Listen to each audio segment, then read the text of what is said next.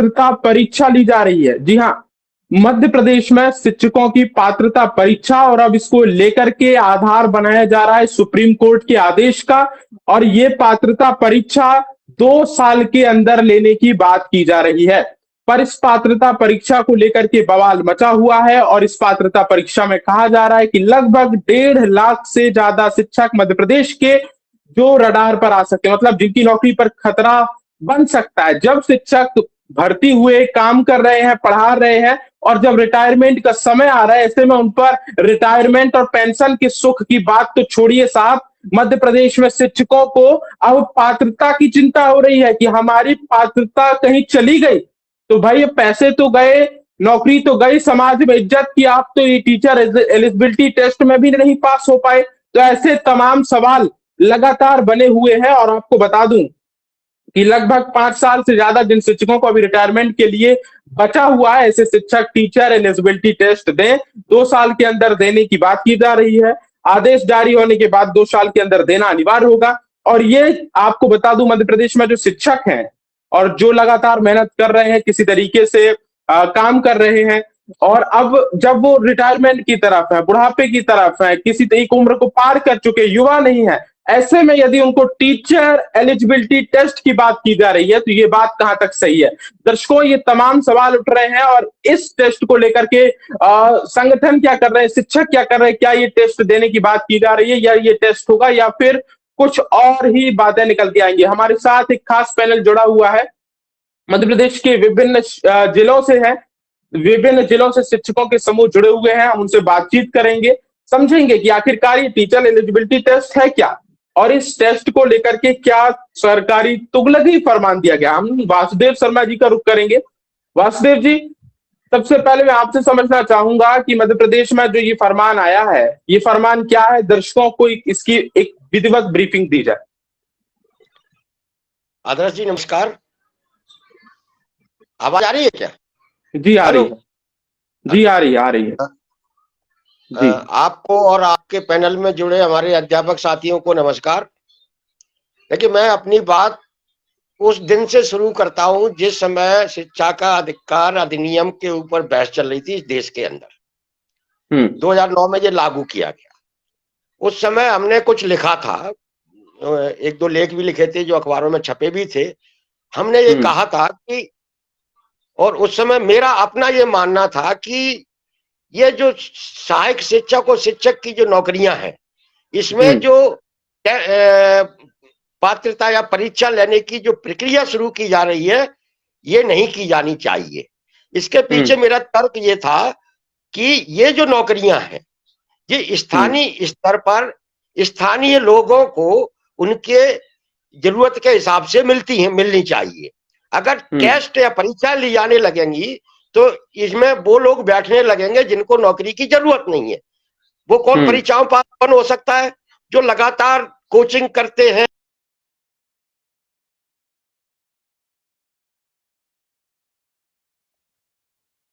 Hello vastu जी, आपकी आवाज cut रही है जी। हम हाँ, और वो 8 से लेके और 2004 तक जितने भी टीचर्स मध्य प्रदेश में भर्ती हुए, वो लोग भर्ती हुए, चाहे महिला हो या पुरुष हो, जो बाकी में जरूरतमंद, जिनको नौकरी की जरूरत थी, गरीब घर के थे, दलित, आदिवासी, ओबीसी, सामान्य वर्ग के, मतलब गांव-गांव से लड़के, पढ़े हुए लड़के हैं, सब निकल के आए, मास्टर बन गए। अगर उस समय परीक्षा हुई होती और जो मेरिट के आधार पर मास्टर बने, अगर उस समय परीक्षा नहीं होती तो फिर मास्टर कौन बनता? जो शहरों के पैसे वालों परिवारों के जो लड़के हैं, वो परीक्षा देते, वो पास होते, वो मास्टर बनते। आज जैसा हो रहा है, अभी जितनी भी पिछले 5-7 साल में जितनी भी पात्रताएं परीक्षा हुई हैं, उसमें पास होने वाले जो टीचर्स हैं, उनकी फैमिली बैकग्राउंड देख ली, वो सबके पैसे वाले घर के बच्चे हैं, जो हाई मतलब शहरों में पढ़ते हैं, कोचिंग लगातार कर रहे हैं, वही लोग आ रहे हैं। जो नए लोग टीचर आए हैं, उन्होंने उन लोगों के रोजगार पर अतिक्रमण किया है जो गरीब का रोजगार था। इसलिए ये पात्रता परीक्षा नहीं होनी चाहिए, नंबर 1। नंबर 2, सरकार कर क्यों रही है? सरकार कर इसलिए रही है कि ये जो उनकी नई शिक्षा नीति है, इस नई शिक्षा नीति में वो उनके पास में एक स्कूल कैंपस, जिसको अपन सीएम राइज कहते हैं, वो शिक्षा को सीमित करना चाहती है। अभी तक राज्य सरकारों की ये पॉलिसी थी कि हम गरीब के घर के करीब शिक्षा को ले जाएंगे, ये हिंदुस्तान की एजुकेशन थी। उसमें ये बदलाव किया गया है कि अब शिक्षा जो है गांव से दूर होगी, यानी 20 किलोमीटर दायरे में एक स्कूल होगा जिसका नाम सीएम राइस होगा या कुछ और नाम होगा, जो कुछ भी है, सीएम राइस है मध्य प्रदेश में। हाँ, सीएम राइस है, शिवराज सिंह चौहान के समय वो सीएम राइस था, सांदीपनी करने की बात की गई। हाँ, बस जो भी है, तो वो सीएम राइस में 20-25 किलोमीटर के दायरे के सारे स्कूल मर्ज हो जाएंगे। तो मर्ज हो जाएंगे और उसका प्रचार इतना हो रहा है कि जैसे बहुत बड़ी मतलब शिक्षा में बड़ा क्रांतिकारी बदलाव हो रहा है। तो वो जो आसपास के स्कूल बंद होंगे तो वो शिक्षक सरप्लस होगा। अब उसको वैसे तो सरकार हटा नहीं सकती, तो इस तरीके की पात्रता परीक्षाओं का बहाना लेकर, और बड़ी संख्या में टीचर सरप्लस होने वाले हैं। मैं आपको बताऊंगा, हाल की लोकसभा की एक रिपोर्ट है कि पिछले कुछ सालों में 90,000 स्कूल बंद हुए हैं पूरे देश में, और 22,400 मध्य प्रदेश में बंद हुए हैं। आने वाले 2-3 सालों में और ये संख्या बढ़ने वाली है। और अभी मध्य प्रदेश में 3 लाख के करीब, 3.5 लाख के करीब टीचर्स हैं। सीएम राइस के लिए तो 350 सीएम राइस खुले हैं मध्य प्रदेश में। 350 सीएम राइस चलाने के लिए इनको टीचर चाहिए मात्र 50,000, मात्र 50,000। तो बाकी के जो 2-2.5 लाख टीचर्स हैं वो सरप्लस होंगे। जो सरप्लस होंगे उनको क्या करेंगे? वो उनको पहले परीक्षा ली जाएगी, फिर अयोग्य घोषित किया जाएगा, और जो व्यक्ति अयोग्य हो जाता है उसे किसी तरीके का आर्थिक लाभ नहीं दिया जाता। यानी सरकार इनको बिना आर्थिक फायदा दिए घर बिठाने की तैयारी कर रही है। और ऐसा प्रयोग मध्य प्रदेश में पहले किया जा चुका है, जो सफल रहा। 2018 में एक परीक्षा ली गई जिसमें काफी टीचर्स बैठे, 16 टीचर्स उसमें परीक्षा को पास नहीं कर पाए, उनको घर बिठा दिया बगैर कोई आर्थिक लाभ दिए हुए। तो ये मध्य प्रदेश में प्रयोग हो चुका है और किसी ने विरोध नहीं किया। दुर्भाग्य की बात यह है कि अध्यापक संवर्ग है जो पहले शिक्षा कर्मी था, जो बहुत लड़ाकू कौम थी, आज यही पूरी शिक्षक बिरादरी सरकार के यहाँ दंडवत हो गई है, और इसलिए सरकार ऐसे मनमानी फैसले करती चली जा रही है। मतलब मैंने बताया, पहले परीक्षा ली जा चुकी है, 16 घर बैठा दिए, किसी ने विरोध नहीं किया। फिर ई अटेंडेंस इन पर थोप दी गई। ई अटेंडेंस किसके लिए होती थी? फेस अटेंडेंस किसके लिए? मजदूर के लिए। कारखाने में जाओ, अंगूठा लगाओ, कारखाने के अंदर घुस जाओ। शिक्षक मजदूर नहीं होता, लेकिन इस सरकार ने शिक्षक के साथ भी मजदूर जैसा बर्ताव शुरू कर दिया कि अटेंडेंस लगेगी चेहरे से। अरे भाई, शिक्षक की कुछ अपनी गरिमा होती है, उसको तो कहीं ना कहीं आपके कहने का ये सार है कि अब धीरे धीरे मध्य प्रदेश के जो शिक्षक हैं वो तैयार हो जाएं अपनी छटनी के लिए, अपनी अयोग्यता के प्रमाण पत्र पाने के लिए। बिल्कुल। और मानसिक रूप से ये लोग सरकार के आगे इतने नतमस्तक हो चुके हैं। इनका नेतृत्व जो है, इनका नेतृत्व जो संगठन है, उनके नेतृत्व इतना नतमस्तक हो चुका है कि इन्हें कोई फर्क नहीं पड़ेगा। क्यों नहीं फर्क पड़ेगा? क्योंकि इन्हें मालूम है कि सरकार के कुछ लोगों के साथ इनके ऐसे संबंध बना लिए इनके नेताओं ने कि उनकी जीविका तो चलती रहेगी, लेकिन नुकसान जो होने वाला है मैं आपको बताऊं, जो मैंने बताया 98, 2000, 2001, 2003 में बहुत कमजोर परिवारों के लोग टीचर्स बने थे। अगर उनको नौकरी से नौकरी उनकी गई तो उनके परिवार तो बहुत आर्थिक संकट में फंस जाएंगे, क्योंकि उनके पास कोई जमीनें नहीं है, कुछ नहीं है। आय का एकमात्र यही साधन था जो उनसे छीन लिया जाएगा तो बहुत मुश्किल हो जाएगी ना। तो दिक्कत उन लोगों को होनी है सामाजिक, जो आर्थिक रूप से कमजोर परिवारों के लोग टीचर्स बन गए थे उस समय। तो मेरा कुल मिला के कहना यह है कि सरकार पूरे कर्मचारी वर्ग को ही परेशान कर रही है। आप देखिए, सरकार ने पूरी सरकारी नौकरियां खत्म कर दी। मतलब क्लास 3 की नौकरी नहीं निकली है पिछले 20-25 साल में। कोई क्लर्क की नौकरी नहीं निकली, टाइपिस्ट की नौकरी, क्लास 4 की नौकरी भी नहीं दी है। आपने पूरा सरकारी सेक्टर आपने तहस नहस कर दिया। बचा था शिक्षा विभाग, उसको भी ये खत्म करने पर तुले हुए हैं। तो अब लगातार प्राइवेटाइजेशन की बात हो रही थी, शिक्षा अधिकार को लेकर के लोग कह रहे थे कि भाई शिक्षक में शिक्षा होगी तभी भी सरकारी चलेगी, शिक्षा का अधिकार है, गवर्नमेंट को बढ़ाना पड़ेगा, आरटीई है, राइट टू एजुकेशन है। पर इन सब के बावजूद जो पहलू निकल के आ रहे हैं दर्शकों, वो बहुत विचलित कर देने वाले। वास्तव जी ने जो कहा कि जो शिक्षक संघ है और उनके जो अध्यक्ष हैं, जो नेतृत्व कर रहे हैं, वो नतमस्तक है। पर सबसे बड़ा कारण नतमस्तक होने का क्या है? क्यों आखिर नतमस्तक है?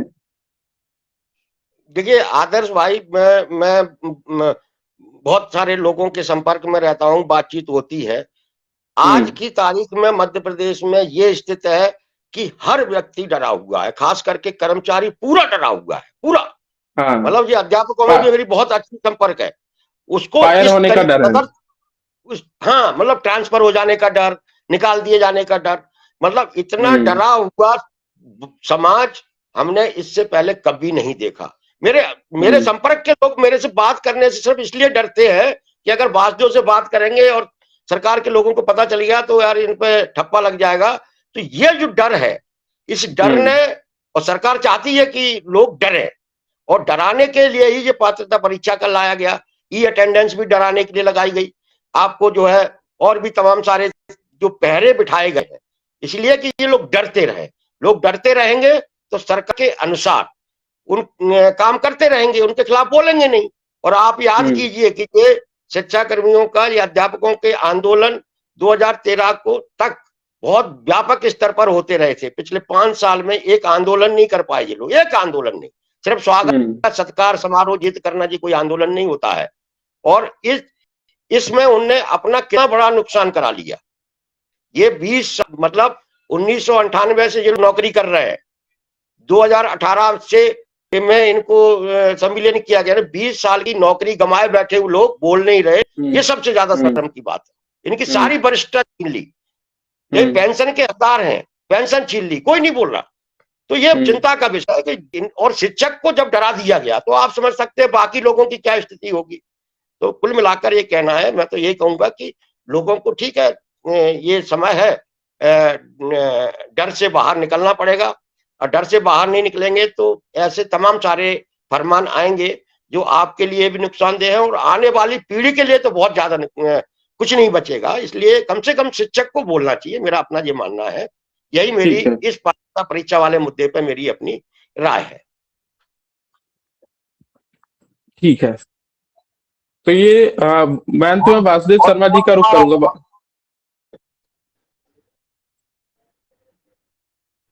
जी वासुदेव जी, हमने मध्य प्रदेश के विभिन्न जिलों के से जो लोग जुड़े हुए हैं, शिक्षक साथी हैं, वो उनसे बात की। उनका कहना है कि ये जो फरमान है, ये पूरी तरीके से निराधार है, और हमारे संगठनों को मिलकर के बात करनी चाहिए, मुख्यमंत्री से मिलना चाहिए, किसी तरीके से जो सरकार अपनी पिटीशन दायर करे, मामले को बढ़ाए। तो क्या लगता है आपको कि ये मामला सरकार तो ये कह के टाल रही है कि मामला सुप्रीम कोर्ट का है, हम तो भैया कुछ, हम तो आपका आदेश मान रहे हैं, हम तो बंधक बने हुए सुप्रीम कोर्ट के आगे। तो ऐसे में यदि आप सुप्रीम कोर्ट के आगे सरकार है, और सरकार जायज सी बात है कुछ कर नहीं पाएगी, तो फिर अब संगठन शिक्षक मध्य प्रदेश के वो 1.5 लाख शिक्षक जो पात्रता परीक्षा के लिए है, तो वो क्या कर सकते हैं? देखिए, कायदे से तो सरकार को रिव्यू पिटीशन लगाना चाहिए सुप्रीम कोर्ट में। ये सरकार हम्म। का काम है ना। हम्म। लेकिन जो डीपीआई की कमिश्नर है शिल्पा गुप्ता जी, उनकी जो प्रतिक्रिया आई है, वो हम्म। प्रतिक्रिया ये बताती है कि सरकार किसी तरीके से कोई रिव्यू पिटीशन लगाने की मूड में नहीं है, और सरकार सिर्फ और सिर्फ परीक्षा कराएगी, जैसा कि हमने बताया हम्म। कि 2018 में ये कर चुके हैं ऐसा। हम्म। तो हम्म। मध्य प्रदेश सरकार का अब तक का जो रुख है, अभी तक शिक्षा मंत्री जी कुछ नहीं बोले हैं, जबकि उनको इतने बड़े मुद्दे पर सामने आके कुछ न कुछ अपना वक्तव्य देना चाहिए था, लेकिन वो शांत है। हम्म। इससे होता है कि सरकार ये तय कर चुकी है कि उन्हें परीक्षा लेनी है, और इससे परीक्षा इससे एक बात लेकर और साफ होती है वासुदेव जी शर्मा जी, कि मध्य प्रदेश में शिक्षकों के इतने बड़े विषय पर एक टिप्पणी आई, एक आदेश आया, और शिक्षा मंत्री उस पर एक टिप्पणी नहीं दे रहा है, अपनी प्रतिक्रिया नहीं दे रहा है, क्योंकि शिक्षा मंत्री खुद द्वंद की स्थिति में फंसे हुए हैं कि भाई हम करें क्या, यहाँ के या वहां के। तो क्या शिक्षा मंत्री का ये द्वंद वाला जो चरण है, जो उनका कदम है, ये उचित है मध्य प्रदेश के लिए, भविष्य के लिए? नहीं, उचित तो कतई नहीं कह सकते आप। इस तरीके का जो रवैया है, पूरी सरकार का ही रवैया है कि कभी भी ये सरकारी सेक्टर से जुड़ा हुआ जो भी मुद्दा आता है उस पर ये चुप्पी साध जाती है। और मध्य प्रदेश सरकार की जो पॉलिसी है कि किसी भी तरीके से सरकारी सेक्टर का अधिक से अधिक निजीकरण करना, और इसी रास्ते पर जा रही है। देखिए, हमारे यहाँ बहुत सारे सरकारी विभागों का निजीकरण हो चुका है, सारे निगम मंडल खत्म हो चुके हैं, रोडवेज बंद कर दिया गया है। आप पीडब्ल्यूडी, पीएचई वगैरह में चले जाएंगे तो वहां 2-2, 4-4 लोग बैठे मिलेंगे। तो सरकारी सेक्टर को तो लगभग इनने खत्म कर दिया। एकमात्र विभाग था जो बचा हुआ था, जहां 3-4 लाख लोग कर रहे हैं और अस्थायी तौर पर, आउटसोर्सिंग के तौर पर और भी लोग काम कर रहे हैं। तो ये शिक्षा विभाग जो अभी लगता था कि एक विभाग है, इसे ये खत्म करना चाहते हैं, शिक्षा व्यवस्था को ये निजी क्षेत्र में सौंपना चाहते हैं। क्योंकि सरकार ने क्या कहा था कि जब पीएम राइस खोल रहे थे तो सरकार ने कहा कि इससे शिक्षा के क्षेत्र में प्रतिस्पर्धा बढ़ेगी। अच्छी बात है, किससे प्रतिस्पर्धा होना चाहिए? निजी स्कूलों से होना चाहिए ना।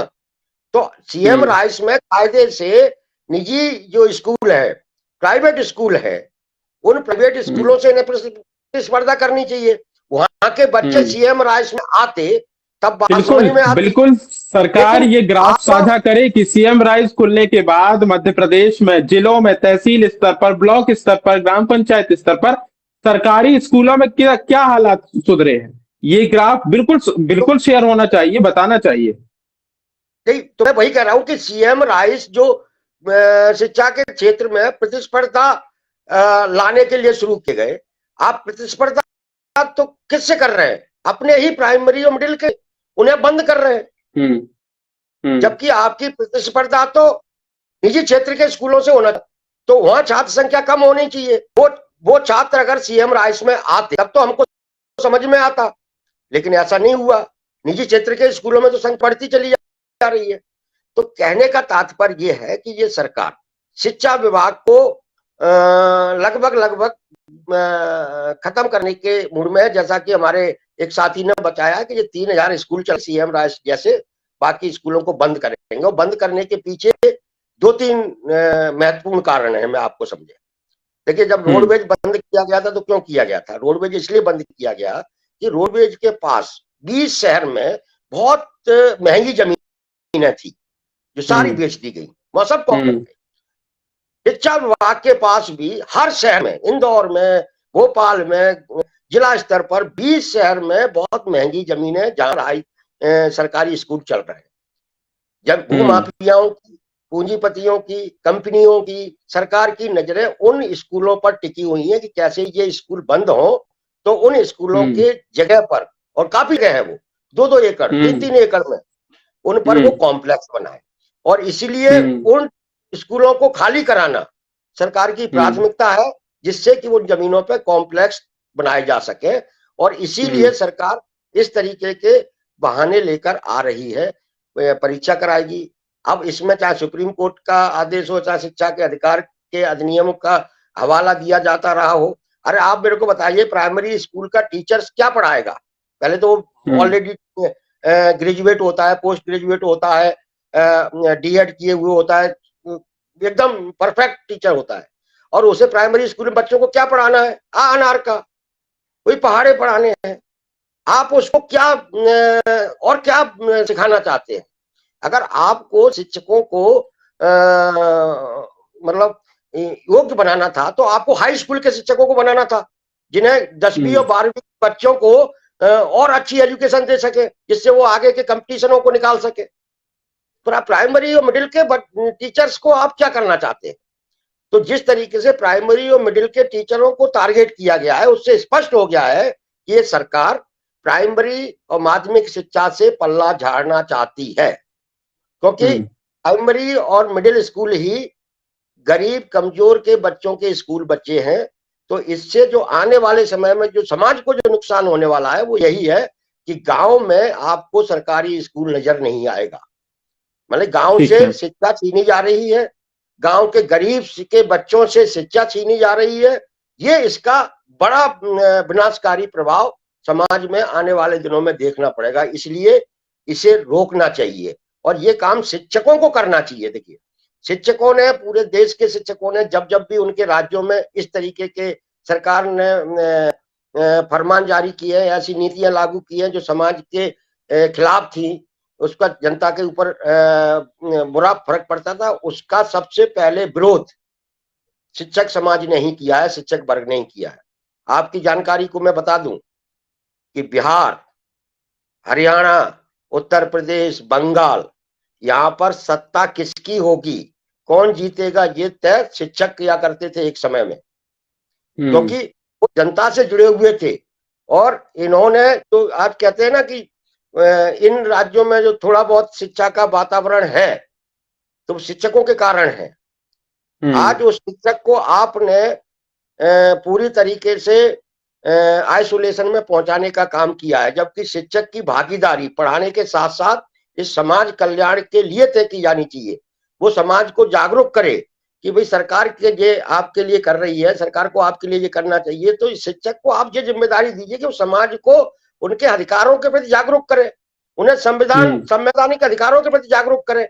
ऐसा कोई कदम अगर सरकार उठाती है तो शिक्षक भी उसको शहर स्वीकार कर लेंगे, लेकिन उन पर ई अटेंडेंस थोपना, परीक्षा जैसे फरमान जारी करना उनको हतोत्साहित करने वाला कदम है, और इससे बहुत बड़ा खामियाजा सरकार को और समाज को और हर किसी को भुगतना पड़ेगा, क्योंकि ये जो शिक्षक समुदाय है ये बोलने वाला वर्ग है। जब बोलने वाले वर्ग को आप चुप कर देंगे, चुप करा देंगे, तो फिर क्या बचेगा, फिर तो पूरा समाज मरणासन्न स्थिति में पहुंच जाएगा। इसलिए मेरा सरकार से भी आग्रह है कि इस कदम को वापस लेना चाहिए और शिक्षकों को इतनी स्वतंत्रता दी जानी चाहिए, इतनी स्वतंत्रता दी जानी चाहिए कि वो अपने अनुभव का, अपनी योग्यता का, अपने हुनर का पूरा उपयोग बच्चों के लिए और समाज के लिए कर सके। ठीक है, तो ये वासुदेव शर्मा जी को आप सुन रहे थे, जो कि आउटसोर्स कर्मचारियों के अध्यक्ष हैं। और मध्य प्रदेश में जो शिक्षा को लेकर के नया फरमान आया है, उस फरमान के बाद हमने विभिन्न क्षेत्रों में बात की है, विभिन्न जिलों में से बात की है, और जो असल शिक्षक है उसकी क्या पीड़ा है, उसकी पीड़ा को समझने के साथ साथ हमने आपको बताया किस तरीके से मध्य प्रदेश में सरकारी स्कूलों को लेकर के, छोटे सरकारी स्कूल है, ग्रामीण अंचल के स्कूल है, और यूं कहा जाए कि जो टियर 1, टियर 2, टियर 3 की शहरों में, मध्य में और प्राइम लोकेशन में सरकारी स्कूल बने हुए हैं, उन सरकारी स्कूल को किसी तरीके से योजनाबद्ध तरीके से हटाने की कोशिश है। इसके साथ ही मध्य प्रदेश में यह भी आरोप लग रहे हैं कि छोटे सरकारी स्कूलों को मिला करके, हटा करके CM rise, PM rise school खोलने के साथ साथ मध्य प्रदेश में उन केवल स्कूलों का संचालन होगा, बाकी स्कूलों के में जो शिक्षक हैं, जो शिक्षण कार्य कर रहे हैं और जो काम कर रहे हैं, वो हटा दिए जाएंगे पात्रता परीक्षा के आधार पर और अन्य परीक्षाओं के आधार पर। तो ये हमने मध्य प्रदेश के 1.5 लाख शिक्षकों को लेकर के जो बातें चल रही हैं, उनका क्या मत है, ये मामला आपके सामने पूरी जो उनका कहना है वो आपके सामने साझा किया है। लपेटा लाइव में फिलहाल इतना ही। इसके साथ आप इस वीडियो को शेयर कीजिए ताकि मध्य प्रदेश में शिक्षकों को लेकर के जो फरमान आया है और शिक्षा मंत्री की जो चुप्पी है उसको लेकर के लोग अपनी राय लपेटा के कमेंट बॉक्स पर जरूर साझा। ठीक है, हम अन्य जिले से जो हमारे अन्य साथी जुड़े हुए हैं उनका रुख कर लेते हैं। आखिरकार मध्य प्रदेश में पात्रता परीक्षा को लेकर के जो विवाद चल रहा है, इसका क्या औचित्य है, कैसे? मैं अन्य साथी का रुख करूंगा। आप बताइए कि 2 पेपर लेने की बात की जा रही है, एक कक्षा 1 से 5 के लिए, फिर 6 से 8 के लिए। इन 2 पेपरों में आप लोग किस नजर पर देखते हैं मध्य प्रदेश में पात्रता परीक्षा? जी आदरणीय आदर्श जी, भरत भार्गव इंदौर से। मेरा निवेदन ये है कि सबसे, मैं बोल सकता हूँ? बोलिए जी। मेरा निवेदन तो यही है कि जो जिस प्रकार से परीक्षा ली जा रही है, ये षड्यंत्र एक प्रकार का, और ये आज का षड्यंत्र नहीं है। ये जो माननीय सुप्रीम कोर्ट का जो हवाला देकर जो अधिकारी बात कर रहे हैं, प्रॉब्लम ये नहीं है, हमको परीक्षा से कोई डर नहीं है और न परीक्षा से किसी भी प्रकार की परीक्षा से डरना चाहते हैं। हम हर परीक्षा देने के लिए तैयार है, लेकिन प्रॉब्लम है जो कलयुगी द्रोणाचार्य है, मतलब विभाग, इनकी नियत में खोट नहीं है, बल्कि बहुत बड़ा महाखोट है। इनकी नियत खोटी है। इन्होंने सबसे पहले आईडीई के माध्यम से सरकारी स्कूलों के बच्चों को प्राइवेट स्कूलों में पहुंचाया, सरकारी स्कूलों को खंडर बनाया, एक 2011 के अंदर 1,14,334 स्कूलों की सूची मेरे पास है, सरकारी स्कूल। आज की तारीख में लगभग 70-80 हजार बचे हैं। अब ये 70,000 स्कूलों को, 80,000 स्कूलों को महज सीएम राइज पीएम राइज के नाम से, तो मेरा कहने का मतलब क्या 3,250 स्कूल ही सीएम राइज होना चाहिए? क्या एक पिता, एक मुखिया घर का, क्या अपनी 4 औलादें हैं तो एक औलाद को वो बिल्कुल हाई फाई सुविधा देगा और बाकी 3 औलादों को क्या भूखा मारेगा? तो सरकार का काम है जनहित का। सरकार पूरी तरह, विभाग पूरी तरह जनहित भूल चुकी है और सीधे सीधे शोषण पर उतर आई है, अत्याचार पर उतर आई है, हिटलर शाही पर उतर आई है। शिक्षकों की मुख्य मांगों को और मुख्य पीड़ाओं को नजरअंदाज करते हुए जो बेचारे शिक्षक, माननीय आदर्श जी, 1996 में जब कोई शिक्षक बनने को तैयार नहीं था, सब स्विट्जरलैंड, अमेरिका, रूस, चीन, जापान, आईआईटी और डॉक्टर इंजीनियर बनना चाहते हैं थे, जब मध्य प्रदेश के 1.5 लाख युवाओं ने 500 रुपए महीने में ग्रामीण पहाड़ी क्षेत्र के स्कूलों के ताले खोले, वहां पर शिक्षा का अलग जगह है, उन लोगों ने 2,500 और 3,000 रुपए महीने की नौकरी में दूरस्थ अंचलों में 70-70, 50-50 किलोमीटर, तो उन त्यागी राष्ट्र निर्माताओं का सम्मान सरकार को नहीं आता है और सरकार और सरकारी विभाग सिर्फ शिक्षकों के साथ षड्यंत्र, अत्याचार, शोषण, आर्थिक शोषण करती आ रही है। पूरे देश के अंदर गवाह है, पूरा देश की 6ठा वेतनमान जनवरी 2006 में लागू हुआ, लेकिन इन्होंने हम ही शिक्षकों को 10 साल विलंब से 2016 में वो वेतन दिया। 10 साल का वेतन खा गए 6ठा वेतनमान, 2.5 साल का 7वां वेतनमान खा गए। 20 साल की सेवाएं मैं जिस स्कूल में कार्यरत हूं, जिस स्कूल में शुरू से कार्यरत हूं, मध्य प्रदेश शासन के स्कूल है, मध्य प्रदेश शासन के अधीन स्कूल है, शिक्षा विभाग के अधीन स्कूल है, लेकिन हमारी 20 साल की सेवाएं शून्य कर दी, नवीन नियुक्ति कर दी, हर प्रकार का शोषण करने के लिए तैयार है। मध्य प्रदेश के शिक्षक साथियों से भी, शिक्षक संघों से भी निवेदन करता हूं कि मध्य प्रदेश की जो भी सत्ता आएगी, सत्ता आज है कल नहीं है, लेकिन सत्ता की चापलूसी करना बंद करे और मध्य प्रदेश के 2.5 लाख, 3 लाख, 4 लाख अध्यापक है, इनके हितों की रक्षा के लिए जो संगठन बनाए, उस संगठन के संकल्प को दोहराए और संकल्प ले। मेरा हाथ जोड़कर निवेदन है, अगर 2009 में, एक लाइन बस सिर्फ, 2009 में शिक्षा अधिनियम लागू हुआ 2009 में, तो 1998 में जो शिक्षक नियुक्त हुए उनकी परीक्षा लेना सरासर अवैधानिक है और हम इस परीक्षा का पुरजोर विरोध करते हैं। भरत जी, आप पूरी परीक्षा का विरोध करते हैं। मध्य प्रदेश में 7,13,493 शिक्षक हैं, जिनमें से 1.5 लाख शिक्षकों की परीक्षा ली जा रही है। सुप्रीम कोर्ट के आदेश का आधार बताया जा रहा है, तो यदि ये आदेश का आधार है, तो यदि नैतिकता के साथ देखा जाए तो क्या यह उचित है, लगता है आपको, या अनुचित लगता है? यदि शिक्षक, कई लोगों का कहना है कि यदि शिक्षक पात्र है तो भाई वो पात्रता क्यों नहीं दे रहा है? शिक्षक पात्र होना अपात्र होने की बात नहीं है। पहली बात है, हम परीक्षा से मैं पहले ही बोल चुका हूं। सबसे पहली बात है, जब 2009 में अधिनियम लागू हुआ है, शिक्षा अधिनियम के तहत यह टीईटी की परीक्षा है।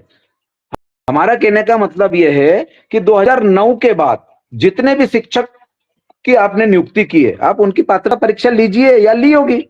हम 1998 में 500 रुपए और 2,256 रुपए, क्या सरकार हमको जो 500 रुपए महीने में हमने भूखे पेट, हमारे परिवार, हमारे माता पिता, हमारे परिवार को छोड़कर दूरस्थ अंचलों में शिक्षा का अलग जगाया, क्या हमको वो राशि देने को तैयार है? क्या हमको पुरानी पेंशन देने को तैयार है? क्या हमारी 20 साल की सेवाएं लौटाने को तैयार है? क्या हमारी 10 साल विलंब से 6ठा वेतनमान दिया? आज एक सांसद, एक विधायक, एक दिन अगर सांसद विधायक बन जाए तो आजीवन किस बात की पेंशन लेते हैं? ये इनको आत्मचिंतन करने की आवश्यकता है। माननीय आदर्श जी, ये हमारे अंदर पीड़ा है। मध्य प्रदेश के तमाम क्रांतिकारी राष्ट्र निर्माता शिक्षकों से निवेदन करना चाहूंगा कि किसी भी प्रकार के आताताई शक्तियों और गलत नीति और जो द्रोणाचार्य की नीति में खोट है, परीक्षा ले, लेकिन परीक्षा में प्रश्न क्या रहेंगे, परीक्षा का सिलेबस क्या रहेगा? आपने यूपीएससी स्तर के प्रश्न पूछ लिए, जानबूझ के निपटाने के लिए प्रश्न पूछ लिए, जानबूझ के रोजगार को छीनने के प्रश्न पूछ लिए। आपको जरूरत है, 1,14,334 स्कूल थे और उन 1,14,334 स्कूलों में से मात्र 70-80 हजार स्कूल बचे हैं। अब वो उन स्कूलों को भी मर्ज करके सीएम राइज पीएम राइज में मात्र 3,250 स्कूल बचेंगे। जैसा कि आदरणीय वासुदेव शर्मा जी ने बोला था कि ये अगर 50,000 शिक्षकों की जरूरत है, तो एक मीटिंग हुई थी भोपाल में एक आलीशान होटल में, हम सभी अध्यक्षों को बुलवाया गया था। तो माननीय सीएस मैडम से मैंने प्रश्न किया कि माननीय सीएस मैडम, समी मैडम थे, आप मुझे एक निवेदन है, मेरा प्रश्न है कि अगर मान लो 1,14,334 स्कूल थे। अब वो कम होते होते आरटी के माध्यम से स्कूल बंद होते जा रहे हैं, है ना, एक प्रकार का षड्यंत्र। अब आप 3,250 स्कूल में आपको 50,000 शिक्षकों की जरूरत पड़ेगी, तो शेष जो स्कूल के जो टीचर हैं उनके रोजगार का क्या होगा, उनके भविष्य का क्या होगा? तो माननीय सीएस मैडम ने किसी भी प्रकार का कोई जवाब देने से इनकार कर दिया। इनका कोई जवाब नहीं था उनके पास। इसका सरासर अर्थ ये होता है, शुद्ध अर्थ होता है कि शेष शिक्षकों को नौकरी से बेदखल करना। तो आप पात्रता परीक्षा में, जैसे कि शिक्षक को सेवा में रहते हुए डीएड बीएड की पात्रता परीक्षा देने के लिए समय दिया जाता है, उसको वेतनिक सवैतनिक अवकाश दिया जाता है। तो आप भी हमको तमिलनाडु पैटर्न पर 6 अवसर दे रहे हैं वो, तो हमारे उन शिक्षकों को अवसर दें, सिलेबस जारी करें परीक्षा की तैयारी के लिए। क्योंकि ऐसा होता है कि कोई भी व्यक्ति की आप अचानक परीक्षा नहीं ले सकते, आप उस परीक्षा के लिए आप उसको समय दें और अध्यापन कार्य से मुक्त करके और एक विद्यार्थी के रूप में उसको अवसर दें। आप शिक्षक के रूप में परीक्षा नहीं ले सकते। हम तैयार है परीक्षा के लिए जी। तो मेरा निवेदन है कि अधिकारियों की मानसिकता शुद्ध होना चाहिए। और फिर क्या ये परीक्षा सिर्फ शिक्षक की, क्यों बार बार शिक्षक को प्रताड़ित किया जा रहा है, अन्य कर्मचारी नहीं है? और ये मेरा हाथ जोड़कर निवेदन है कि हमारा जीवन भर शोषण किया, आर्थिक शोषण किया, एक भी सुविधा के बारे में माननीय शिक्षा मंत्री ने कभी शिक्षकों की खैर खबर नहीं ली है, सिर्फ हंटर चलाना। तो क्या हम सरकार हमारे ऊपर अत्याचार करने के लिए चुनते हैं? एक बहुत बड़ा प्रश्न है इस मध्य प्रदेश के शिक्षक साथियों से, और मैं मध्य प्रदेश के राष्ट्र नेता शिक्षक साथियों से निवेदन करूंगा कि आप 2.5 लाख 4 लाख जितने भी लाख हो, भले 1.5 लाख की 1.5 लाख शिक्षकों की परीक्षा लेगी सरकार, 1.5 लाख शिक्षकों की नहीं, इससे ज्यादा शिक्षकों की परीक्षा लेगी। और उनको पात्रता में जो प्रश्न पूछे जाएंगे, उन प्रश्नों पे हमको बहुत बड़ा प्रश्न चिन्ह है कि क्या एकलव्य की तरह हमारा अंगूठा नहीं, हमारा रोजगार छीना जाएगा? क्या ये नीति है? क्या ये कूटनीति है? इस कूटनीति को हम किसी भी स्तर पर सहन नहीं करेंगे आदर्श जी। ठीक है, बहुत पहलुओं के साथ आपने जो बातें रखी हैं वाकई काफी तार्किक है कि पात्रता परीक्षा लीजिए, पर तमाम विभागों को छोड़कर के शिक्षा की सबसे आगे आकर के पात्रता क्यों थी? हम दूसरे साथी का रुख करेंगे। आपने कहा भरत जी कि आखिरकार शिक्षक जो है वो विश्वास नहीं दिखा पा रहे। विश्वास किस बात का? कि भैया हम पेपर देने जा रहे हैं, आपकी मानसिकता का पता नहीं, आपके विश्वास का पता नहीं, आप क्या पूछ लो और क्या बता दो, कुछ पूछने वाला नहीं, आप क्या षड्यंत्र करके हमको निकालने की कोशिश कर लो, फिर तो शिक्षक तो भाई पेपर ही नहीं दे पाए। तो मैं आपसे समझना चाहता हूँ, क्या आपको वर्तमान सरकार पर इतना भी भरोसा नहीं है क्या कि वो शिक्षक पात्रता परीक्षा में यदि ले रही है तो आपके साथ साफ सुथरी व्यवस्था के साथ आपसे परीक्षा ले?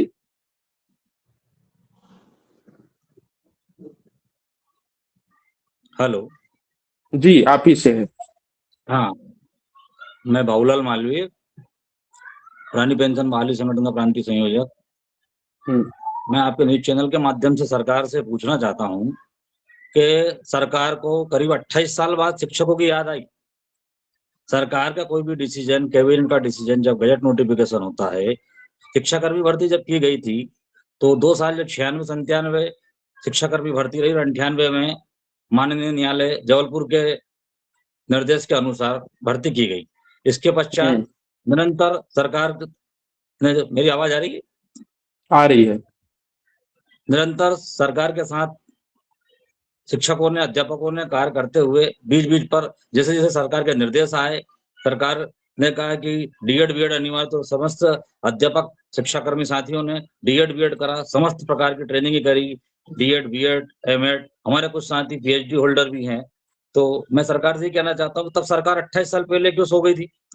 माननीय न्यायालय के द्वारा जो आज निर्णय दिया गया है, तो मैं न्यायालय के माध्यम से भी ये पूछना चाहता हूँ कि जो जज के द्वारा जो फैसला दिया जाता है, अगर किन्हीं कारणों से अगर वो जज बर्खास्त हो जाता है, तो फिर तो उसके सारे जो पूर्व के 10 साल के 8 साल के जितने निर्णय सबको भी निरस्त किया जाना चाहिए। मेरे द्वारा जिन बच्चों को पढ़ाया गया है, जो बच्चे आज पटवारी है, इंजीनियर है, वकील है, अन्य विभागों में कार्यरत हैं, तो जो 28 साल से मेरे द्वारा सेवाएं दी गई, तो या तो वो सेवाओं के साथ में वो भी निल किया जाए। सीधा सा मेरा सरकार से और माननीय न्यायालय से ये मांगे कि इस तरह के तुगलकशाही आदेश ना निकाले, शिक्षकों का मर्म समझे कि शिक्षकों को 28 साल की सेवा हो गई। हमारे संवर्ग के लोग 2 साल 3 साल से लगातार रिटायरमेंट हो रहे हैं, उनकी जो व्यवस्था के कोई व्यवस्था नाम की चीज नहीं है, ना उनको पेंशन मिल रही है, ना उनको ग्रेजुएटी मिल रही है, अन्य सुविधाएं नहीं मिल पा रही है, तो उनकी बात करना तो दूर की बात है। और एक ये नई बात ले आए कि 1.5 से 2 लाख शिक्षकों की परीक्षा ली जाएगी।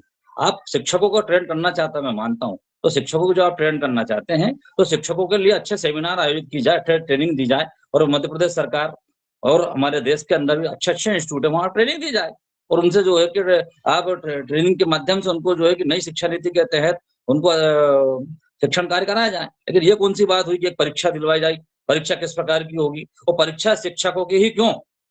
अगर परीक्षा करवाना है तो देश के समस्त कर्मचारियों की परीक्षा होना चाहिए, चाहे वो IAS हो, IPS हो, चाहे वो जज हो, सभी की परीक्षा होना चाहिए। अभी आपने देखा होगा कि अभी पेपर में हमने खबर पढ़ी कि जजों की परीक्षा में जज फेल हो गए, तो मैं उन जजों पे भी कमेंट करना चाहता हूँ, जो जज फेल हो गए हैं, तो उन जजों के द्वारा 15 से 20 साल या 10 साल में जो माननीय न्यायालय के द्वारा जो निर्णय दिए गए, तो उनका क्या होगा?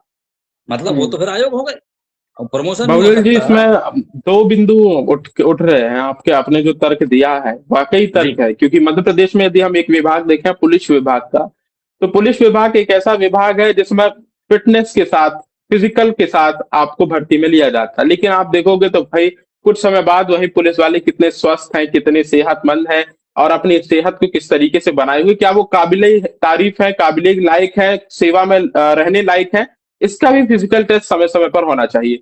ये प्रश्न और ये बातें बिल्कुल जायज है, पर मेरा प्रश्न ये है कि क्या आप लोगों को मध्य प्रदेश सरकार पर भरोसा नहीं है कि इस पात्रता परीक्षा में प्रश्नों को सही तरीके से पूछ पाएगी? नहीं, मेरा यही जवाब है कि शिक्षकों की परीक्षा क्यों फिर लेना है, तो माननीय न्यायालय से निवेदन है कि समस्त विभाग के कर्मचारियों की परीक्षा ली जाए।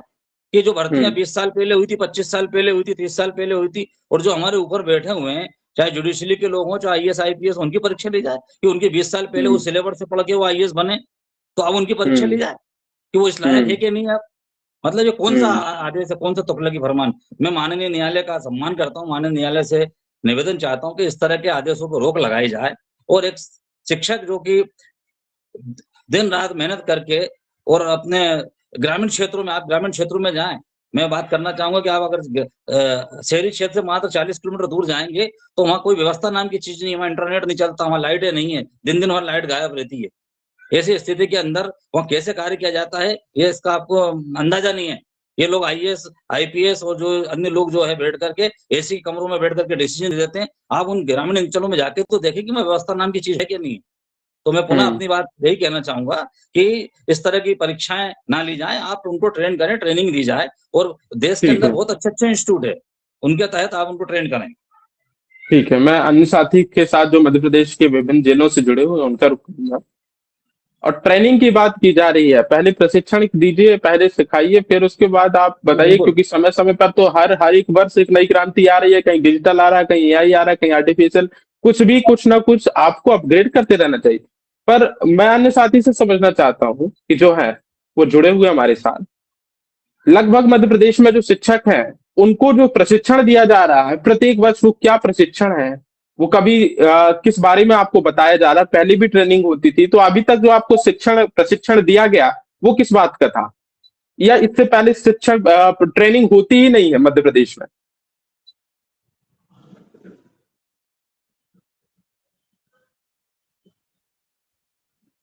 हेलो। जी, आप ही से है। हाँ, समय समय पे शिक्षकों को प्रशिक्षण दिया जाता रहा है।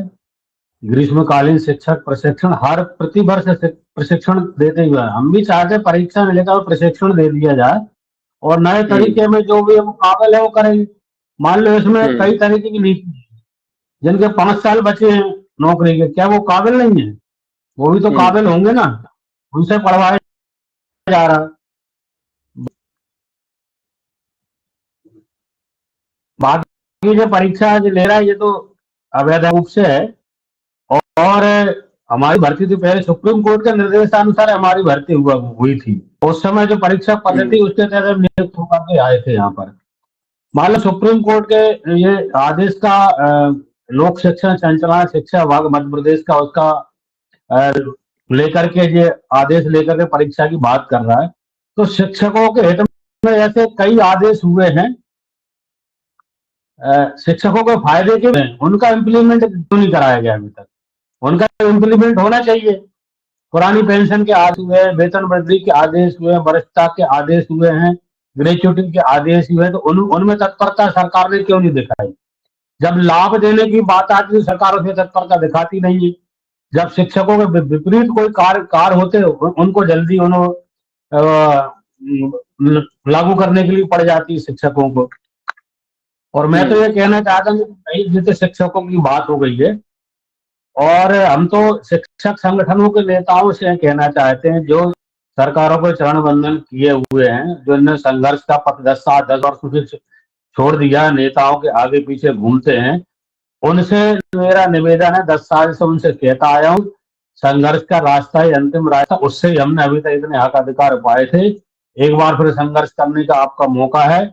और टेट परीक्षा के पूरे भारतवर्ष में इसका आंदोलन हुआ है, और मध्य प्रदेश में भी इसका आंदोलन का असर होना चाहिए। अन्य स्टेटों में भी रिव्यू पिटीशन वहां की सरकारों ने लगाई है। बगल का प्रदेश उत्तर प्रदेश में, वहां भी रिव्यू पिटीशन लगाई है। मध्य प्रदेश में रिव्यू पिटीशन सरकार को लगाना चाहिए, और शिक्षकों के हित में कई कार्य उनको करना चाहिए। यही मेरी सरकार से आंदोलन की बात आप कर रहे हैं। आपके संगठन पर आपके नेतृत्व जो आपका संगठन होगा शिक्षकों का, वो शिक्षक तो ऐसे आरोप है कि आप तो नतमस्तक हैं सरकार के आगे। बिल्कुल, जितने भी संगठन है सरकार के खिलाफ संघर्ष करना नहीं चाहते, उनको डीए वगैरह मिल जाता है, डीए में खुश हो जाते हैं। इतनी समस्या है, भ्रष्टाचार से लेकर ग्रेच्युटी से लेकर इतनी, वो उन समस्याओं को हल नहीं कर नई समस्या ले आता। अभी अटेंडेंस पर अलग अलग प्रदर्शन किए पूरे शिक्षकों ने, अलग अलग टुकड़ों में जा बटे हुए हैं, कोई एक दूसरे के लीडर से मानता नहीं है, सबसे बोलते हैं कि इनको एकजुट होकर संघर्ष करना चाहिए। हमने अभी तक संघर्ष से पाया, पहले एकजुट होकर संघर्ष से मिला है। अब भी उनसे कहना चाहता हूँ कि आप लेकर संसद तक संघर्ष करना पड़ेगा। पूरे देश में 51 लाख शिक्षक हैं, भोपाल से लेकर दिल्ली तक इसकी लड़ाई लड़ना पड़ेगी। अभी 25 नवंबर को हमने जंतर मंतर प्रदर्शन कर करके आए हैं। अभी भी 13 तारीख को प्रदर्शन की तारीख है, 15 तारीख को कर रहा है, 29 तारीख को कर रहे हैं। अलग अलग मीटिंग करने से कोई फायदा नहीं है। सब लोग एकजुट होकर के एक सरकार के, पहले तो मुख्यमंत्री जी से चर्चा निवेदन करना चाहिए। जब उनका सकारात्मक नकारात्मक रुख रहेगा तब इसके लड़ाई लड़ने की तैयारी कर लेना चाहिए। ये मेरा उनका सुझाव है। और बाकी लोगों ने अपनी अपनी बात रखी है, सारी बातें आ गई हैं। कोई नई चीज पूछना तो उसके मैं जवाब देने की तैयार हूँ। ठीक है, नया तो यही है कि पूरी तरीके से यदि आप लोग इतना बड़ा आरोप लगा रहे हैं कि छोटे सरकारी स्कूलों को बंद करके सीएम राइज में बदलने की बातें हैं, तो इनका आधार क्या है इन बातों का? ये कहाँ तक सही है? ऐसा तो नहीं कि आप कुछ स्कूल बंद हुए जिसके बाद कुछ किलोमीटर का दायरा घटाया बढ़ाया, ये सब चलता रहा, परंतु इतना बड़ा आरोप कि मध्य प्रदेश में छोटे सरकारी स्कूलों को बंद करके और सीएम राइज में बदलना, तो इससे तो शिक्षा व्यवस्था की नींव हिल जाएगी। राइट टू एजुकेशन का कानून ही गलत है, पहली बात तो।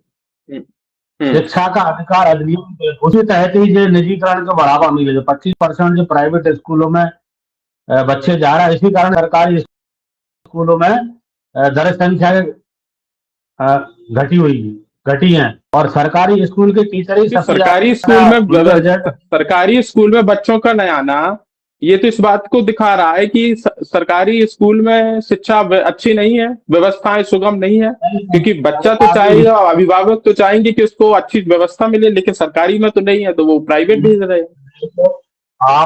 आप ये बात कह रहे हैं सरकारी स्कूल व्यवस्था ठीक है। सरकारी स्कूलों की व्यवस्था होने के बावजूद भी सरकारी स्कूलों का रिजल्ट प्राइवेट स्कूलों से बेहतर रहा है।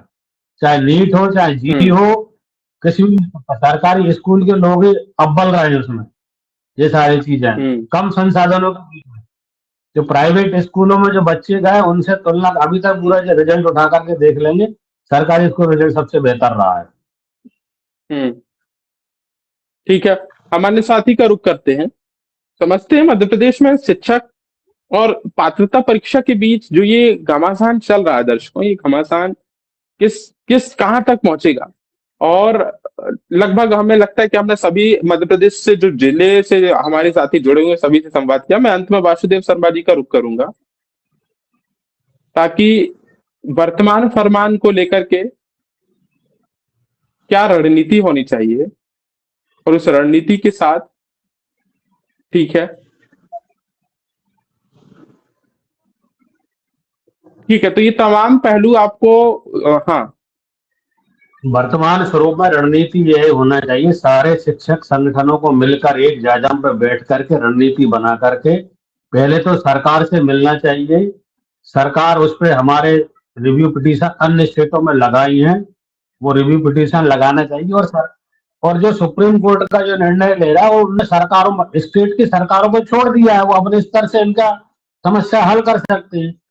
पहली बात, यदि फिर सरकार नहीं सुनती तो फिर सड़क का रास्ता अपनाएंगे। ये सुझाव है। ठीक है, ये आपका सुझाव तो गहन है, परंतु मैं आपको बता देता हूँ दर्शकों कि उत्तर प्रदेश में लगभग 16,15,427 शिक्षक है, राजस्थान में 7,92,265 है, मध्य प्रदेश में 7,17,493, बिहार 7,07,516, छत्तीसगढ़ 2,85,248, उत्तराखंड 1,34,263। ये मध्य प्रदेश भारत के विभिन्न राज्यों में जो शिक्षकों की संख्या ये आपको बताई। अब जो फरमान आ रहा है उसके बाद कक्षा 1 से कक्षा 5 और कक्षा 6 से 8 2 पेपर होंगे, और जिसमें बच्चे पात्रता परीक्षा के आधार पर तय किया जाएगा कि आप पात्र हैं या नहीं है। तो ये मध्य प्रदेश के विभिन्न शिक्षक जुड़े हुए। मैं आपसे समझना चाह रहा हूँ कि इसमें तो मध्य प्रदेश ही नहीं है, पूरे तमाम भारत के अन्य राज्य भी हैं, तो ये तो देशव्यापी मामला है। तो इसको मध्य प्रदेश में सरकार को आड़े हाथों लेते हुए बताना कि सरकार अग्रसर नहीं है और ये इस तरीके से लगी हुई है कि किसी तरीके से शिक्षकों की छटनी हो जाए। पहले तो उनको जो हमसे गैर शैक्षणिक कार्य कराए जाते हैं, पहले हम गैर शैक्षणिक कार्य कराए जाते हैं उनको बंद कराया जाए। अब SIR में काम किया, हर काम तो शिक्षकों से कराते हैं, वो पढ़ाई के अलावा जितने भी कार्य हो शिक्षकों से कराते। अगर इनको परीक्षा ही लेना है तो पहले हमको 2 साल इसके पढ़ाई करवाया जाए, प्रशिक्षण दिया जाए, सारे चीज कामों से मुक्ति रखी जाए, हम उससे ज्यादा नंबर ला के एग्जाम पास हो। लेकिन अभी आपको परीक्षा में सिर्फ है SIR, जनगणना आने वाली है, जनगणना में फिर पंचायत चुनाव आने वाले, फिर विधानसभा चुनाव, लोकसभा चुनाव, ये सारी चीजें बेहद अहम बात है कि यदि शिक्षक सारा काम कर रहा है, चाहे आप SIR का ले लीजिए, चुनाव का ले लीजिए, इलेक्शन का ले लीजिए, सर्वे का ले लीजिए, जनसंख्या का ले लीजिए, और भी अन्य काम है, कोई भी एक काम यदि आता है प्रदेश में, कोई एक ऐसा मामला आता है तो शिक्षक सबसे पहले आके वॉलंटियर के रूप में खड़ा हो जाएगा, भैया इन शिक्षकों को लगा दो, ये लोग काम पे करने लग जाए, यही लोग सब संभाल लेंगे। पर शिक्षक यदि ये संभाल रहा है, शिक्षण कार्य कर रहा है, तो वो फिर पात्रता परीक्षा की तैयारी कब करेगा? वो फिर समझेगा कब कि क्या पेपर है? ऐसे तो नहीं कि सुबह रात को सोया, सुबह पेपर दे के आ जाएगा। जब हमारा कार्य में निपुणता है तभी तो हमसे काम कराते हैं, अन्य कर्मचारी उसमें कार्य क्यों नहीं करा पाता? BLO से लेकर के पीठासीन अधिकारी तक शिक्षक ही रहता है, सारी चीज हर चीज का काम, जितने 51 प्रकार के काम शिक्षक करता है। तो ये सारी चीजें शिक्षक पर भरोसा है सरकार को, तो शिक्षक सारे काम करता है, शिक्षक योग्य है तभी करता है वो। अब उसकी योग्यता का पैमाना, ये तो इनका सरकार का षड्यंत्र नजर आ रहा है इनको, जो पहले बातें हो चुकी, जिनको किसी भी तरीके से वंचित कर दिया जाए रोजगार से, और जो CM राय स्कूल को निजीकरण को बढ़ावा देने के लिए। लेकिन 51 लाख शिक्षक है पूरे भारतवर्ष में, हम इसकी लड़ाई लड़ेंगे, शुरू से लड़ते आगे भी लड़ते रहेंगे।